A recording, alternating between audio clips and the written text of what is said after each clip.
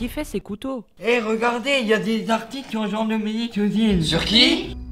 Jean-Dominique Cousine, d'un coutelier de 20 ans d'expérience. Ses œuvres font preuve d'un grand sens artistique. Il fait des couteaux de chasse, des stylets et des pliants traditionnels corses.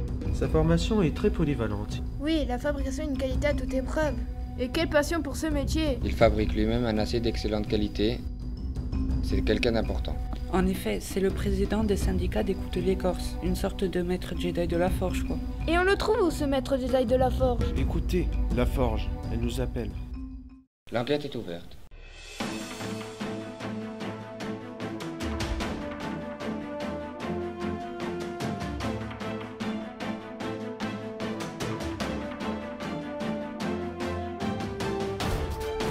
Où est le coutelier mystère?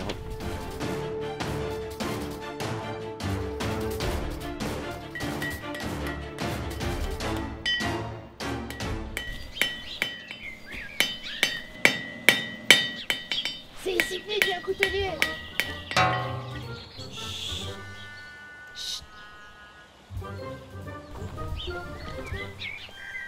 Qui fa d'aiguille? Est-ce que par hasard c'est vous qui fabriquez ce stylet? Oui, c'est moi. Mais qui êtes-vous? Je suis Jean-Dominique Sousine.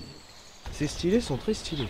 Et ces couteaux, c'est vous qui les avez fabriqués? Oui, je fabrique aussi des couteaux traditionnels. C'est très intéressant. Mais comment faites-vous?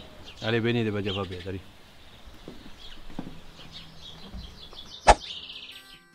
Le métier de coutelier est avant tout un métier de passion.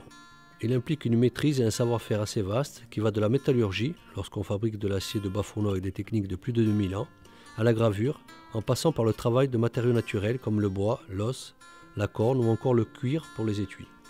À cette technique s'ajoute une partie de création, d'inspiration, et c'est cet ensemble qui justifie l'appellation artisanat d'art. Car si un couteau est avant tout un outil performant, nécessitant une bonne prise en main, un équilibre et un tranchant efficace, il y a évidemment tout un travail d'embellissement et de décoration qui est toujours possible et intéressant. Le feu de la forge a toujours fasciné les hommes. Le métal froid et dur devient malléable et la couleur de la braise qui s'est transmise à la lame lui donne un peu de sa magie. La fabrication d'un couteau commence par le travail de la forge. Il faut former le contour de la lame et les biseaux du tranchant afin de s'approcher au maximum de la forme finale et ce, uniquement à l'aide du marteau contre l'enclume.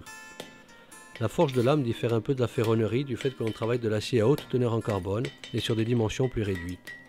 La technique est plus précise, plus fine et demande plus d'attention lorsque l'on chauffe et lorsqu'on frappe. Une lame voilée, un tranchant décentré ou d'épaisseur irrégulière sont difficilement rattrapables ensuite. C'est pour cela qu'on ne parle pas d'ébauche. En fait, cette étape correspond à un travail abouti. On termine par la marque du poinçon. Lorsque tout est fait à main levée, sans gabarit ni sous-traitance, le résultat est à chaque fois différent. C'est le principe de la pièce unique, avec des ajustages et des finitions soignées. Le travail des volumes et l'harmonie sont aussi nécessaires à la qualité et à l'esthétique des pièces artisanales, malgré que le temps passé en soit doublé. Ça participe à la noblesse du fait main, car comme souvent, c'est le détail qui fait la différence. La trempe sélective est une opération délicate qui permet de durcir l'acier et d'avoir une bonne qualité de coupe tout en gardant une certaine souplesse. Traditionnellement, la lame chauffée à 800 degrés est refroidie dans un bain d'huile. Le lien aussi avec ses traditions, son patrimoine et sa culture sont particulièrement importants. C'est une richesse qu'on a le devoir de perpétuer et de transmettre. Face à l'uniformisation et la mondialisation à outrance, travailler de ses mains, produire quelque chose de concret devient noble.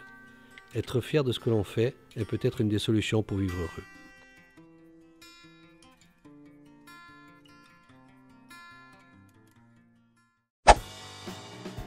Depuis quand êtes-vous coutelier? Ça fait une vingtaine d'années que j'ai commencé à faire des couteaux. En fait, j'ai toujours été passionné depuis petit. J'ai mis longtemps avant d'en faire vraiment mon métier, parce qu'au départ, je pensais qu'il fallait quand même que je m'améliore avant de pouvoir commencer à en tirer des bénéfices. Quelle est votre formation? Comme j'aime tout faire dans mon métier, en fait, il a fallu que je suive beaucoup d'apprentissage et beaucoup de formation pour pouvoir ramener chacune d'elles au métier de coutelier.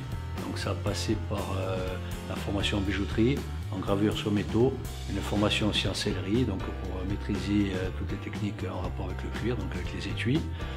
J'ai une formation aussi pour la fabrication de l'acier de manière artisanale, c'est des techniques qui sont millénaires, et des formations aussi en guirlanderie, ce qui m'a permis de faire ce casque justement, le travail de l'ivoire et pas mal d'autres formations, des formations aussi sur le patrimoine en Corse, l'histoire, l'ethnographie, qui me permettent après de faire des pièces en rapport avec notre patrimoine et notre culture. Pourquoi vous avez décidé de faire ce métier? Alors la première raison, c'est quand même de pouvoir vivre de sa passion. C'est quelque chose d'important, puisque le travail, c'est quand même la plus grande partie du quotidien. Donc c'est quand même un bonheur de pouvoir exercer sa passion et d'en vivre. Ça, c'est important. Ensuite, c'est vrai que le fait d'être responsable de soi-même, le fait de travailler sans gabarit sur des pièces uniques, il y a un côté, une part de liberté qui n'est pas négligée aussi.